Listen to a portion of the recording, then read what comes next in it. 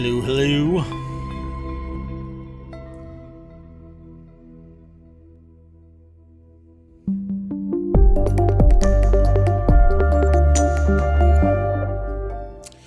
Hello, I am Merwatt. That is ohmTown.com, and that's what powers the ohmTown Daily News Show. And that's what today is, another episode of the ohmTown Daily News Show. I'm looking at a bunch of screens here and trying to get all of my ducks in a row. I think I got them all, and let's get into today's news. Got a bunch of articles. They don't really run as broad as I was hoping because there was enough news that I thought was interesting. They're just I think there's something about Tuesday, Wednesday where news just comes in a big wave, and my show is only an hour long, and so I'm picking and choosing what I think might be interesting. If you have an idea for an article or something, if you find it on ohmTown.com, let me know. You can actually send it into Showbot. If you hit ! Showbot, it'll actually send you to, well, it'll give you a link URL, ohmTown.showbot.tv, and there is a list of articles that I submit while I'm doing the stream. But even before the stream, if you're in my chat, you can do ! S and then whatever message, and I'm typing one out right now, and ta-da, now that's been added to the Showbot, and I'll see it. I'll delete whatever is in there that isn't relevant to the show, and take into account whatever it is that you actually place there. And obviously, if it's something offensive or, I don't know, marketing messages, whatever, I'll have to ban you. But let's not go there. Let's play nice and have a chat here every day, 6 p.m., ohmTown.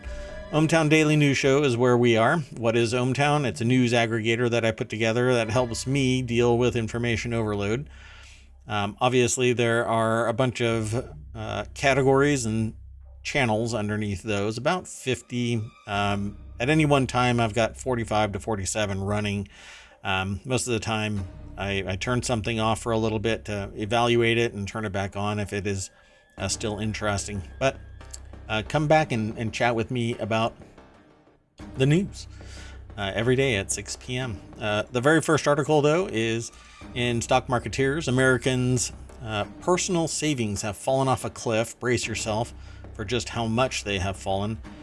There was a lot of talk earlier in the year that, wow, there sure is a lot of money in the system, and that's why everybody is asking for more money, and that's why there is inflation, because there's so much money that's been saved up.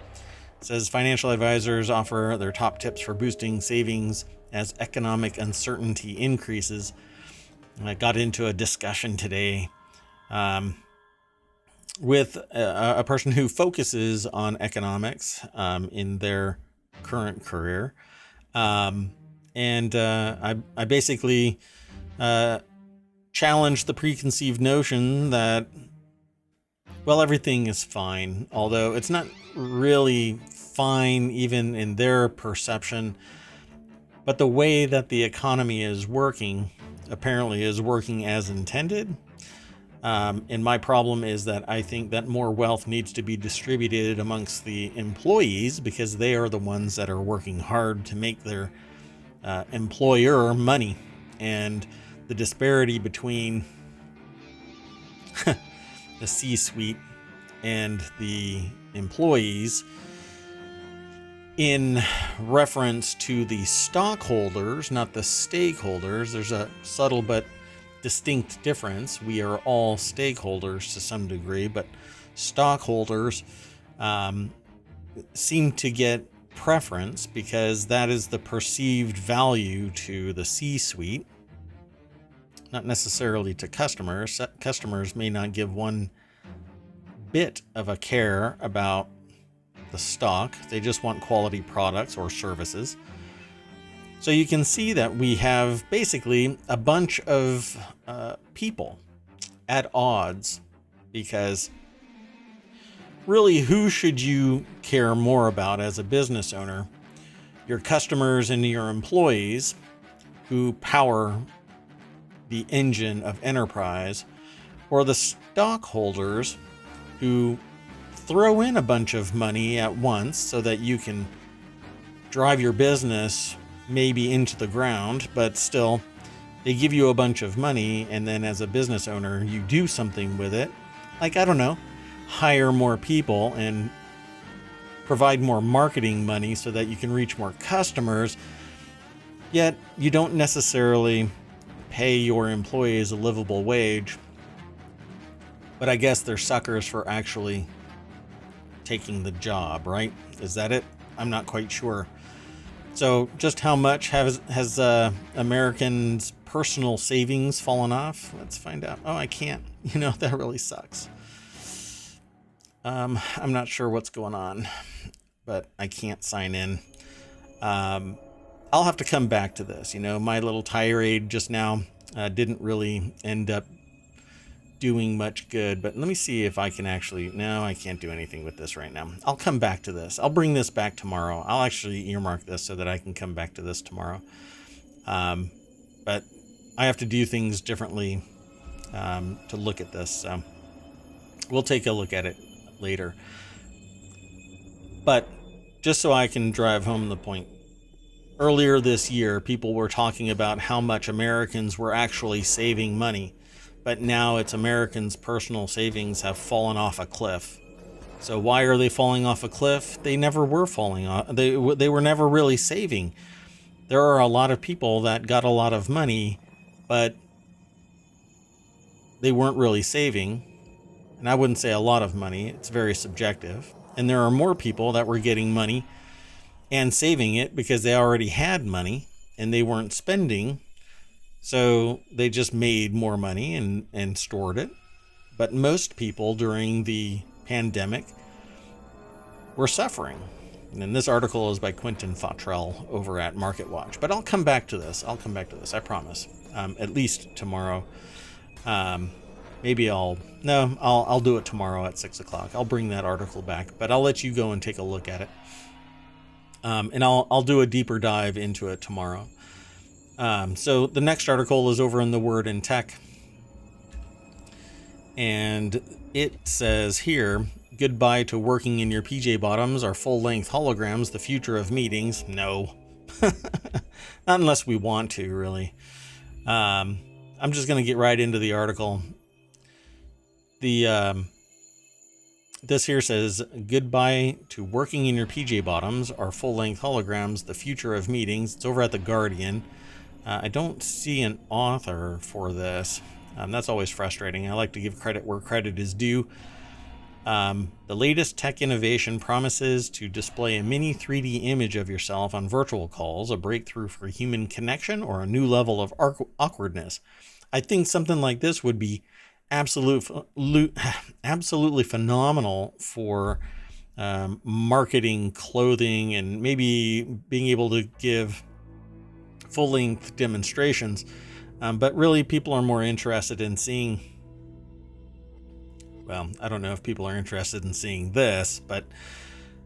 And because this is also a podcast, I guess I shouldn't do anything that's just a gesture. People in meetings are more interested in seeing somebody's face and then probably some thing from the chest up, just as reference, with a good bokeh in the back. Me, I throw my lights on. Makes me look like I'm powered by light, right? And it's all getting beamed into my head. I don't know. I might do something different here in the near future, so stay tuned. Check back. It says here, Proto M. They have this kind of weird delivery of this product, but anyway, what's new about this? Rob Brydon did A Small Man Trapped in a Box years ago, yes, and Mike TV shrunk himself to get inside the television in Charlie and the Chocolate Factory back in 1964, but this is real. Proto M is a new holoportation device that allows the users to see people in different locations as pint-sized, full-body, live-streamed holograms. This is how world leaders will meet, according to the CEO, David Nussbaum. They asked the question, not with lasers. They said, come on, you can do better than that. I'm not sure I can, but Nussbaum says they could, or they just use the word hologram to help people grasp the concept. It's more like a 3D digital likeness. You're being projected as a 2D image, but the way your shadow and reflection are being captured inside a 3D space through a 4K camera creates the volumetric effect that convinces your brain that you're looking at a hyper-realistic 3D twin. One valiant attempt to explain it. So that's interesting. It's actually a 2D image, but it gives kind of like a box effect. Let's see, there's much more emotional connection, according to Nussbaum, who told this to the BBC. The business model is available to order for about $5,000. Cheapskates can wait till next year's consumer version for only $2,000, or I don't know, not purchase it. It's not just for meetings. Proto suggests using it to feel closer to friends and family, consult doctors, try on clothes. That's probably where it's going to be a highlight. And do more immersive exercise classes. No, not even doctors. I don't think doctors really care about that kind of thing. We all kind of persist off of, and I'm not a doctor. Don't take it that way. The implication isn't that I'm a doctor because I said we. Anyway, we don't consult with doctors in a 3D box. We use our voice and our face and describe what's going on. And even then, a webcam would do just fine. If I back up, I can sit there and, touch my toes or whatever they want to do. Anyway, BBC says, well, that changes everything. Surely the elephant in the box is, sex related, and said unclear, but Nussbaum told the BBC that like if Zoom and being there in person had a baby, which is vaguely raunchy, according to this article. I don't know. I don't think that it's gonna really go far for $5,000. Maybe some really rich people out there, all of the people that are making tons of money during the pandemic, like all of us are. Let's move on to the next article. NVIDIA RTX 4090 power draw may be too much for its power connector to handle. I keep seeing this in various locations about the power connector kind of just getting smoked. NVIDIA's $1,600 GeForce RTX 4090 is an incredibly powerful graphics card, but its performance comes at the cost of high power draw. Like a few of the RTX 3000 series cards, NVIDIA has a new kind of 16-pin 12 VPA or VHP WR. So power connector has an expanded number of pins. There's some discussion about what all of the pins were and what all of the pins power and what it actually activates. But you can plug in up to 4 8-pin GPU power cables into the 16-pin connector, which then plugs into the connector on the GPU, saving some board space. But at least 2 4090 users are now reporting that their 16-pin connector has overheated and melted during use, and the complaints were sourced via Reddit, via Tom's Hardware. So take it with a grain of salt, according to the article. They don't know what the exact configuration of either PCs are, and the specific graphics cards are a gigabyte RTX 4090 gaming OC for one. Hopefully it wasn't overclocked at the time, because then somebody will have an excuse. Well, you overclocked it a little too much. You went plaid. And an Asus RTX 4090 Tough Gaming OC Edition. So both of them are OC editions. The power supply and any other number of factors could have contributed to the connectors overheating. So let's take a look at this. This is over at Ars Technica. Andrew Cunningham did this article. It says, new GPU's monstrous performance is matched by monstrous power draw. and apparently is setting itself ablaze. For its part, NVIDIA told Tom's Hardware that it is investigating the reports and that the company is in contact with the first owner and plan to reach out to the other, and they've followed up with NVIDIA and will update the article if the company has more information to share. So yeah, there's been some discussion about the power draw. I don't know. I think that this really goes to the fact that the way that it is built may be, I don't know, not necessarily the most efficient production means. I'd have to look more at it and see really where we're at. I'm not sure. What does the NVIDIA fab process? RTX 4090, right? 4090s. Let's see. It's built on a 4nm process. So this thing is actually pretty tightly packed. I don't think you can get much tighter than that. But it's sucking down so much power that maybe it's just a little bit too much resistance at that cable. And maybe, just maybe, you need higher end cables. And everything would be fine, but they're going to investigate and something's going to come out on the other end of this. But let's keep on going through the news. I think I'm going to need to go through this pretty quick. There's something that I need to observe, and well, I can't do this and that. I love hanging out. I love doing the news. I love ohmTown and all of its citizens, but yeah, I've got about 7 more articles that we can go through, maybe 8. Demio mixed reality update arrives today amid launch of Meta Quest Pro. Resolution Games' popular turn-based strategy game Demio, which I own, is getting an update today that lets you play the immersive VR tabletop game through pass-through AR mode on Quest 2, as well as the newly launched Quest Pro. I do not have the Quest. I've got a Pico 4 coming. As with all mixed reality games on Quest 2, the headset's pass-through capabilities only provide a monochrome view of your room, which really sucks and decidedly focuses today's Demio update on the launch of the Meta Quest Pro. At least you're looking for the most immersive mixed reality experience there is. As you'd imagine, the game plays in full color on the Quest Pro thanks to the headset's color pass-through cameras. Just really expensive versus the Pico. And now there's a Pico Enterprise that has facial and mouth recognition, like a camera is monitoring that, just like the Quest Pro, and it's less than $1,000. I think it's $899, which I wish I would have known before I ordered. It's kind of like my iPad. I was hoping for an M2 iPad Pro to come out, and I bought an iPad Pro M1 2 months ago, and yesterday the M2 drops. I knew it was coming. I didn't think it was going to be in October.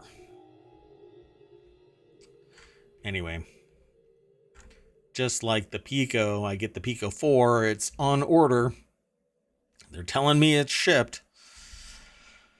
We'll see if I get it. Scott Hayden is the author of this. If you've never played Demio, go and look on YouTube if you're not into VR all that much. But if you are into VR, then you probably have already known about Demio for a while. A lot of fun. When I first got it, it didn't have that much stuff. And so you could play it and play it and play it, but it kind of got to be the same. But I think they've added more stuff. And as for mixed reality, I could care less really about mixed reality in this context, because I'm focusing so much on the game itself. I don't really care what's going on in the world around me. I definitely would be turning off reality and doing just the virtual reality form of it. I hope that I can play it with the Pico, because this is going to break my heart if I can't. Resolution Game says the new features let you snap the board game to any real-life table with automatically adjusted lighting, and it's set to launch at 1 p.m. today, October 25th, and you'll have to figure out the local time. It says Eastern, so 5 hours ago. Yeah, I'm on the East Coast. Technically, ohmTown is at a crossroads of electrons and the entire... Think of the quantum universe. Huge amounts of space in a tiny little package. The studio says it has plans for more mixed reality features in the futures, which includes adding hand tracking to Demio, which, by the way, may lead to another article a little bit down the line, but let's get into the next article. The word in tech, Apple devices now support Nintendo's classic game controllers. This is brilliant because if you have a Switch, then maybe it'll work. Apple snuck in a nice little surprise in its round of Mac, iPad, iPhone, and Apple TV updates yesterday with the addition of support for Nintendo's updated classic game controllers, as spotted by developer Steve Troughton-Smith, I guess. And confirmed by Mac Stories, Nintendo's modern SNES and N64 controllers now work with updated Apple devices with macOS 13, iOS 16, tvOS 16, and up, and whether using a wired or Bluetooth connection. So I'm going to have to check to see if any others, because I don't have those others. Well, I don't have any of the classic ones, so I need to go and check this out and see. I don't know. This is over at The Verge by Emma Roth, by way of Mac Stories and Troughton-Smith. While neither Mac Stories nor Troughton-Smith were able to test whether the Sega Genesis and NES controllers work with Apple's devices, the author is assuming Apple added the same functionality. The Verge reached out to Apple to confirm, and they'll update the article. I see that that updating the article is now in vogue instead of creating a new article, which has led to my aggregator actually grabbing the old articles as they get updated. Now that both Steam and Apple have added support for the classic controllers, you don't necessarily need a Switch Online subscription if you want to play games with them. Also, Apple added Switch Pro and Joy-Con controller support to the iPad and iPhone in June, in addition to the PS5, DualSense, and Xbox controllers last year. So no more proprietary one-off controller that only works with this one thing, which I think is great. I don't know, but I'm not much of a console player, so I don't have controllers in general. This next article is in The Word in Tech. The Victrola Stream turntable seamlessly brings vinyl into your Sonos system, if you have a Sonos system. I do not, but I have heard the Sonos systems in various places, from family to clients. Quite fascinating how easy it is to deploy. People love it. It has great sound. I'm just going to jump straight over to the article. It's at The Verge. Jennifer Pattison-Toohey is the author of this. The $800 Victrola Stream Carbon is the first turntable that transmits audio directly to a Sonos system with no additional hardware required. Think of it as AirPlay for Sonos. Developed in partnership with Sonos, the Stream works with Sonos certified, all of which means it's super simple to set up. Just plug it into power, connect it to the same Wi-Fi network as your Sonos system, and play your vinyl through your Sonos speakers. No fussing with wires or amps or other paraphernalia. Ta-da! It's AirPlay for Sonos. I love this kind of stuff. I love frictionless deployments. The Victrola, though, looks like it's kind of a small... it's $800 by the way, Victrola Stream Carbon. It doesn't seem really heavy, so the stability of it and vibration, I don't know. if everybody feels this way about record players, but it needs to be big and bulky so nothing can move it and jiggle that needle at all. It needs to stay in the track perfectly where it needs to be. But maybe that's just me.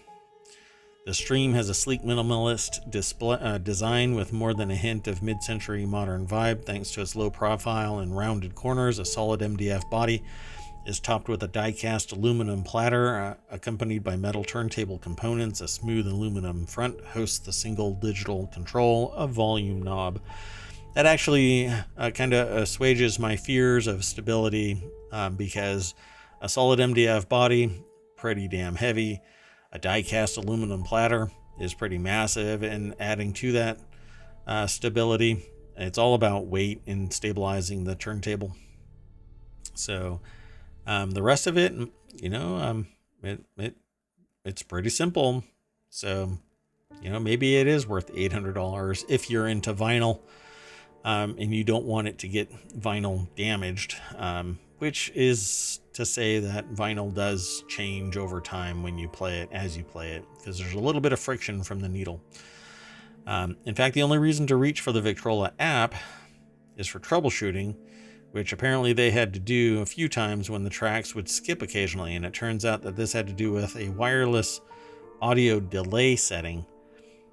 Since they switched the turntable to a high delay using the app, the skipping mostly resolved itself, although it did occasionally resurface, which is a bummer, and it could probably be fixed in a software update.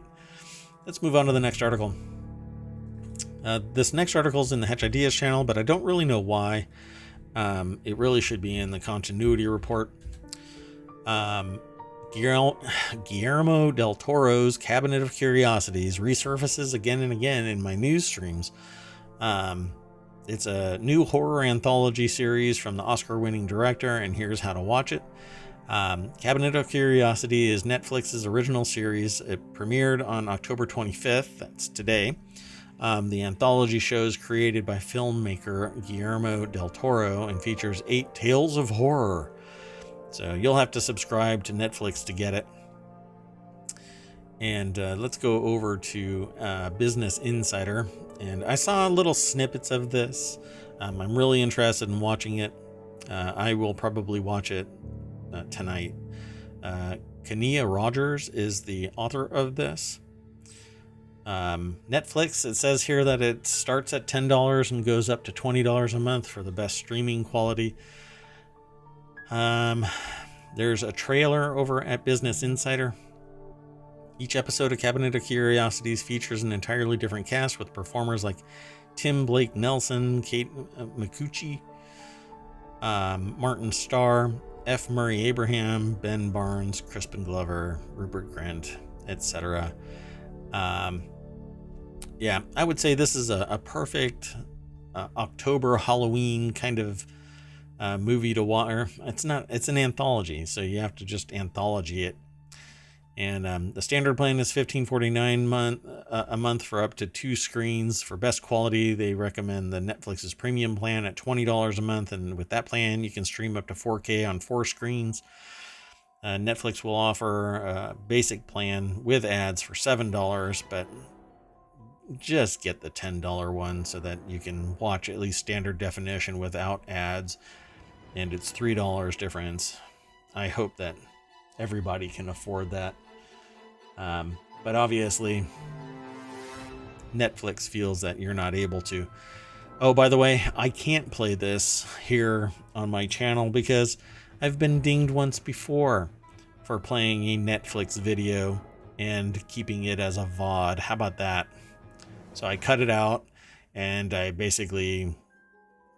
The only reason why I pay you, Netflix, is because I want to watch some of these shows, and I think that your policy about playing something as incidental as an ad within somebody's page on the internet in a little tiny window sucks, and you can bite me.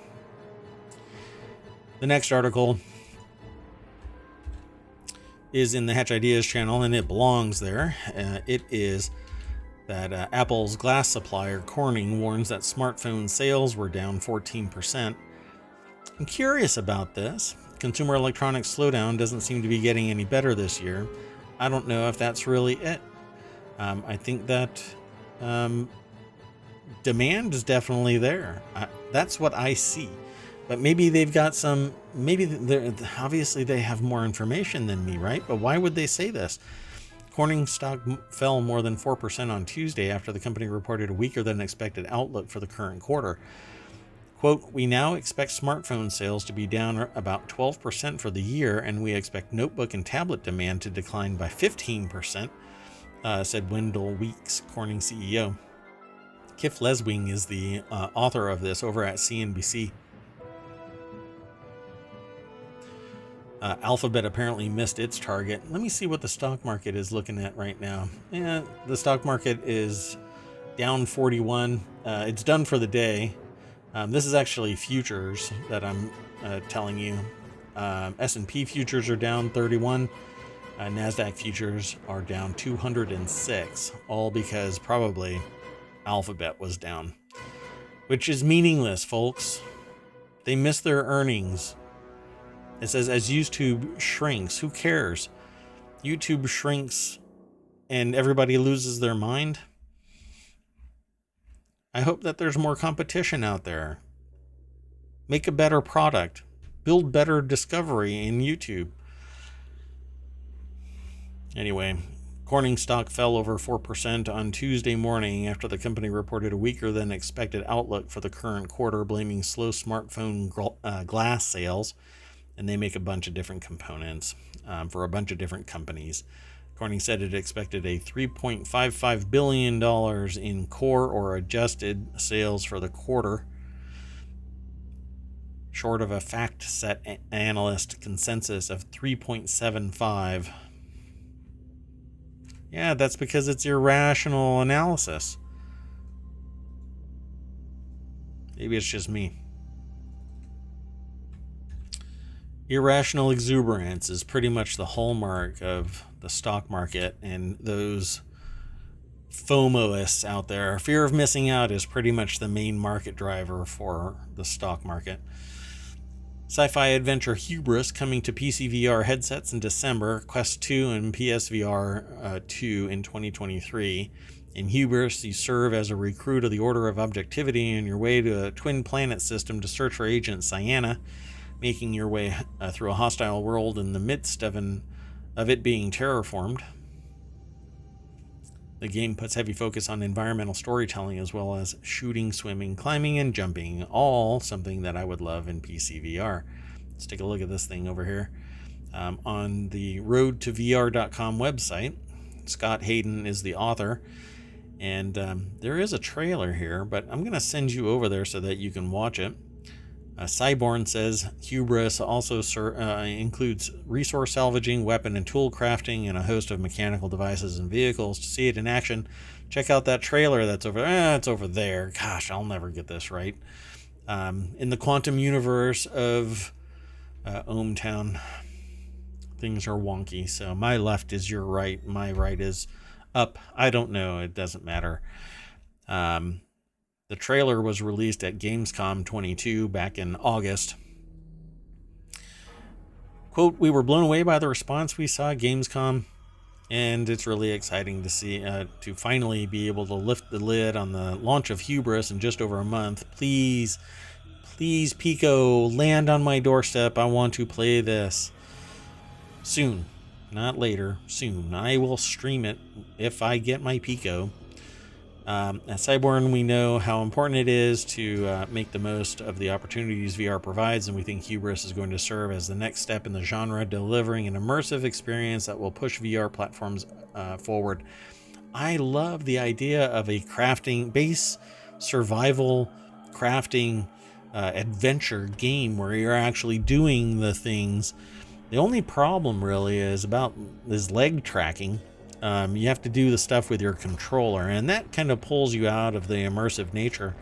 But you can get trackers for your shoes, even for the Pico interface, so that you can pretend to walk The only problem is omnidirectional treadmills are thousands of dollars and big and clunky. You can get little sliders and that little, I can't remember what it's called right now, but this little run in place kind of a contraption, but it too is about 5 feet in diameter. Anyway, we will revisit that as soon as my Pico comes in. Who knows? Maybe I can get one here in ohmTown and we can test out that stand-in-place kind of slider, salad bowl looking thing that you get strapped to. Anybody know what I'm talking about? Let me know. So the last article that I have for today, yep, I'm just ripping right on through today's articles and not much to soapbox on. Unfortunately, I don't know. I really just can't soapbox today. Haptics, the company known for its haptic gloves, today announced it's launching pre-orders of the Haptics Gloves G1, a cheaper and more refined haptic glove device that squarely targets businesses. The company says the new device includes a number of improvements over its Haptics Gloves DK2, which launched in early 2021 for the enterprise. It's said to include improved ergonomics, multiple glove sizes, wireless mobility, and improved haptic functionality. Above all, though, the company has improved the device's price point, with pre-orders launching today for a low $4,500 to start, with the purchase of multiple units. So guess what, folks? That's not going to be hitting ohmTown anytime soon. Hey, you have to wear this little backpack. This is pretty nice. Do you really have to hit this little backpack too? Scott Hayden over roadtovr.com is the author of this. Yeah, I'm not sure that VR gloves are ready for prime time. Squarely in the enterprise sector. Yeah, I agree. Guess we'll have to wait and see what Ready Player One is just not going to be ready for players anytime soon. And this is the writer in Road to VR's 2018 hands-on with the company's device. They called it capable of creating brief moments where you really feel like you're touching something that isn't actually there. And they provide an excerpt from Road to VR's Ben Lang describing his experience with haptics gloves. I won't go through the whole thing, but yeah, you're actually strapped to a big backpack.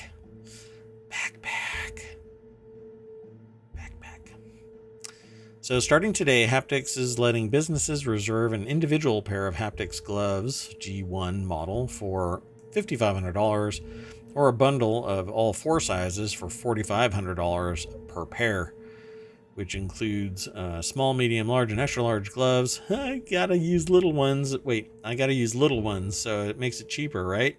Or do I have to wear big ones? And thus, I have to spend $9,000 depending on where I am in ohmTown. You know, if you're watching this, then it makes kind of some sense. But if you're listening to the podcast, I'm waving my hands around back and forth towards the camera. And boy, does that make for some really good podcast material. Guess I'm done for the day. Okay, folks, that's enough of my stream.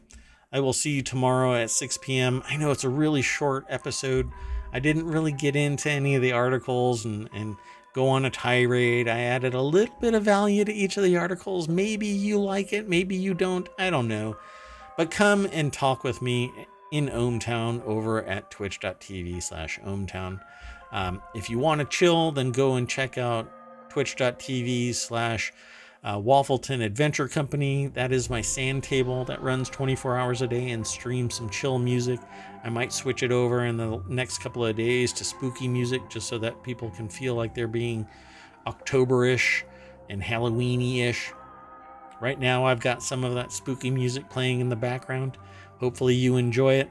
But I'm done for the day, at least here in ohmTown. Bye-bye.